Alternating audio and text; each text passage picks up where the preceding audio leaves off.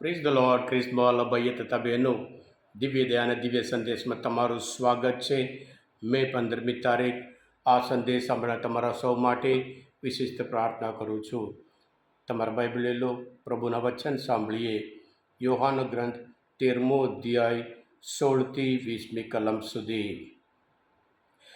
ઈસુએ કહ્યું, હું તમને સાચે સાચ કહું છું કે નોકર કોઈ કંઈ શેઠ કરતાં અદકો નથી, તેમ સંદેશ લાવનાર તેને મોકલનાર કરતાં મોટો નથી. એટલું તો તમે સમજો છો, અને એ પ્રમાણે જો ચાલો તો તમારા જેવું સુખી કોણ? હું તમારા બધા વિશે કહેતો નથી. મેં જેમને પસંદ કર્યા છે તેમને બહુ બરાબર ઓળખું છું.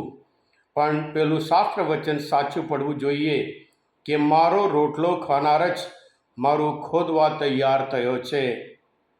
આ બનવા પહેલાં તમને અત્યારથી જ હું એટલા માટે કહું છું, જ્યારે એ બને ત્યારે તમારી ખાતરી થાય કે હું તે છું.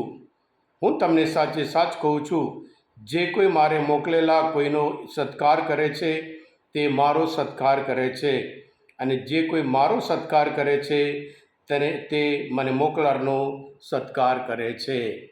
આ પ્રભુની વાણી છે, તે આપણો આધાર છે. ખ્રિસ્તમાં ભાઈતા બહેનો, શિક્ષક હંમેશા થિયરી પહેલાં શીખવાડતા હોય છે.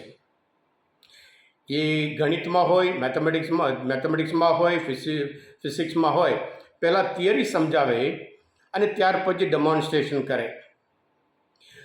આજના સંદેશમાં આ મહાન ગુરુ, ગ્રેટેસ્ટ ટીચર, શિક્ષક, મહાન ઉત્તમ શિક્ષક પહેલાં ડેમોન્સ્ટ્રેશન અને ત્યાર પછી સંદેશ આપે છે. છેલ્લા ભોજન પહેલાં પ્રભુ ઈસુ એમના શિષ્યોના પગ ધુએ છે. બધા શિષ્યોને શોખ, ધારી પણ નહીં, કલ્પના પણ નહીં કરી. ગુરુ શિષ્યોના પગ ધુએ. દુનિયામાં એક જ ગુરુ એવા હોય જે ગુરુ પોતાના શિષ્યોના પગ ધોયા હોય. પહેલાં કાર્ય, action speaks louder than words એમ કરીને ઇંગ્લિશમાં એક કહેવત છે. એટલે પહેલાં કાર્ય બતાવે છે અને ત્યાર પછી સંદેશ આપે છે. અને સાથે સાથે આજના શુભ સંદેશમાં પહેલું વાક્ય, હું તમને સાચે સાચ કહું છું, નોકર કંઈ શેઠ કરતાં અદકો નથી, તેમ સંદેશો મોકલનાર તેને મોકલનાર કરતાં મોટો નથી. સંદેશ લાવનાર. 12 શિષ્યોમાં એક જણ પ્રભુ ઈસુ કરતા એને તો બહુ મોટો લાગ્યો પોતે જાતે. એટલે પ્રભુ ઈસુ બધું કહે છે.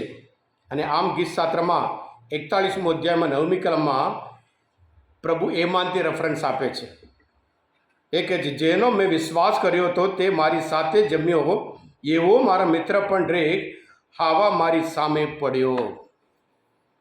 જૂના કરારમાં દાઉદના મિત્ર અહીથોફેલ કહેવાય છે. અહીથોફેલ એ દાઉદના મિત્ર હતા. પણ દાઉદ રાજાના દીકરો એબ્સલમ પિતા સાથે પિતાની વિરોધ કાવતરું કરે છે. ત્યારે જે દાઉદ રાજાના મિત્ર અહીથોફેલ દીકરા સાથે ભેગું થઈને એના મિત્ર સામે એ કાવતરું કરે છે. ખ્રિસ્તમાં ભાઈ તબેનું, બાઇબલમાં એટલા બધા અદ્ભુત બાબત છે. આપણે જેટલું બાઇબલ વાંચીએ એટલો આનંદ થશે. એટલે પ્રભુ કહે છે, આટલું તમે સમજો છો તો તમારા જેવા સુખી કોણ? બધા વિશે કહેતો નહીં, પણ જે માણસ મારી સાથે, જે મારો રોટલો ખાનાર છે એ જ મારું ખોદવા તૈયાર થયો છે. શિષ્યના ઓળખ સેવા કરવામાં છે, સેવા લેવામાં નહીં. એટલે આપણે પણ પ્રભુના સંતાનો તરીકે પ્રભુ જે મેથડ અપનાવ્યો શિષ્યોના પગ ધોવા, સેવા કરવાથી, હું સેવા લેવા નહીં પણ સેવા કરવા, સૌની મુક્તિ માટે પોતાનું જીવન અર્પી દેવા અવતર્યો છું, પ્રભુ ઈસુના કાર્યમાં બતાવ્યા.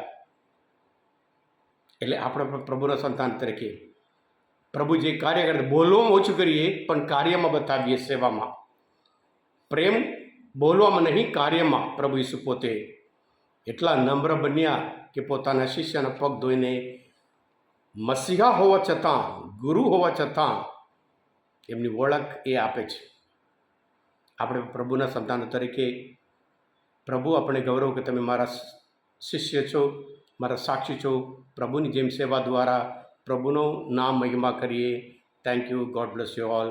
હા કૃષ્ણમાલ ભાઈ તબેનો આ મનન ચિંતન શાસ્ત્ર પાઠ સમજવા માટે, પ્રભુ ઈશ્વર ઓળખવા માટે અને આ બાઇબલ સ્ટડી મદદરૂપ થયા હોય, તમે પોતે દિવ્ય દયા અને દિવ્ય સંદેશ સબસ્ક્રાઈબ કરજો અને બીજા માટે પણ ફોરવર્ડ કરજો. કારણ તમે બધા આશીર્વાદિત છો, અભિષિક્ત છો, પ્રભુ ઈસુના સંતાન છો. પ્રભુ ઈસુ, હું તમારામાં વિશ્વાસ રાખું છું.